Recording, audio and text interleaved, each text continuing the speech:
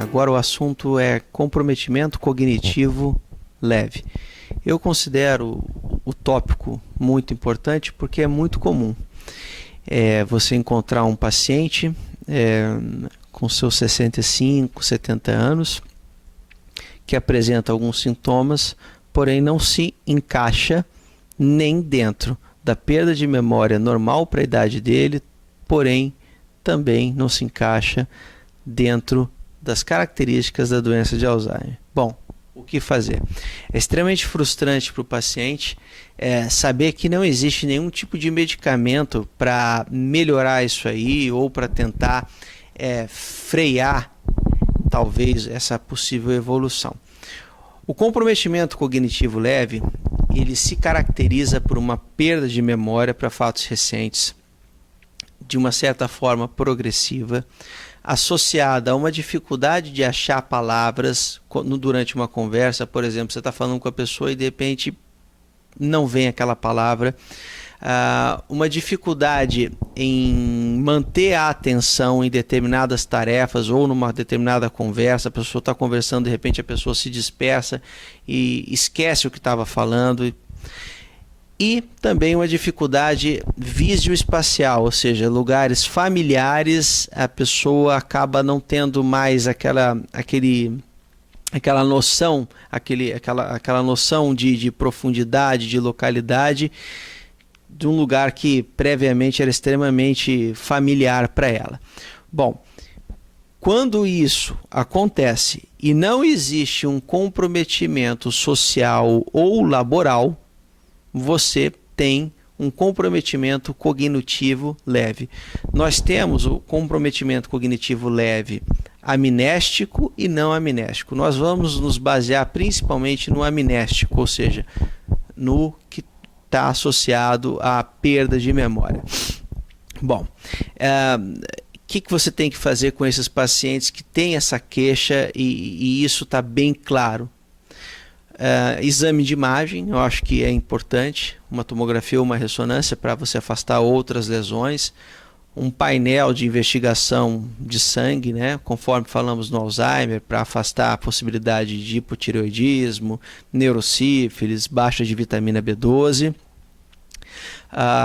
Lançar mão de alguns testes, né? O Mini-Menton é um, para ver se realmente já não existe algum comprometimento um pouco mais intenso. E você pode também entregar para a pessoa que acompanha o indivíduo um questionário que já está validado aqui para o Brasil, que se chama IQ-Code. Esse IQ-Code é um questionário que é preenchido normalmente pelo acompanhante ou pelo marido, ou enfim, pela pessoa que acompanha essa pessoa na consulta, para o indivíduo que acompanha essa pessoa que está tendo a perda de memória na consulta, e ele nos ajuda muito até em questão de acompanhamento, para você saber se isso está melhorando ou não. No nosso site existe o IQ-Code, você pode imprimir ele. Bom, esses pacientes que têm essa forma amnéstica do comprometimento cognitivo leve podem desenvolver a doença de Alzheimer. Eles têm uma chance maior do que a população que não desenvolve isso de desenvolver a doença. Não é algo ainda que foi totalmente aprovado pelo FDA, que é o órgão americano que libera a questão de medicações, mas ele é utilizado de uma forma informal, ou seja, off-label. Existe um estudo demonstrando que indivíduos que possuem esse comprometimento cognitivo leve e são portadores de algum grau de depressão se beneficiam com a utilização da donepezila. A donepezila, como eu disse previamente, é um medicamento que ele é um inibidor da acetilcolinesterase, ou seja, ele aumenta a quantidade de acetilcolina no cérebro, fazendo com que ocorra uma melhor comunicação entre as células cerebrais no córtex. Isso, teoricamente, teria as seguintes vantagens, usar essa medicação.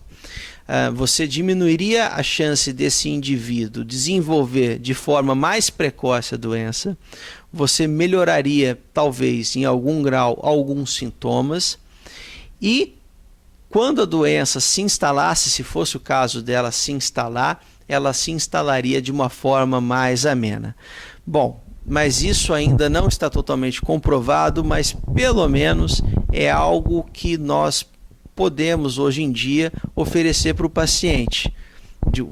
Obviamente off-label, não é uma coisa que está totalmente definida, pode ser que saia algum artigo derrubando essa proposta, mas é algo que a gente pode fazer. Uma outra coisa, uma outra característica que eu acho que é importante de você diagnosticar o comprometimento cognitivo leve, não agora, nesse exato momento, hoje, 2016, mas mais para frente, quando existirem formas de você tratar de uma forma mais adequada a doença.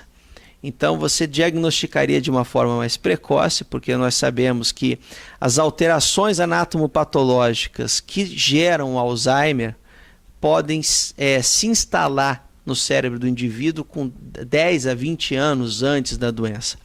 Então você conseguindo detectar de forma precoce essas alterações, ou seja, através do exame clínico, através da conversa com o paciente, você pode lançar a mão de tratamentos que no futuro possam vir a ser mais eficazes. Obviamente que em conjunto com isso, normalmente você também terá meios diagnósticos que também demonstrem de forma mais precoce possível, tais como o FDG, o PET-FDG, e que estejam disponíveis de forma mais assim fora do âmbito de pesquisa para diagnosticar essa doença de uma forma mais precoce.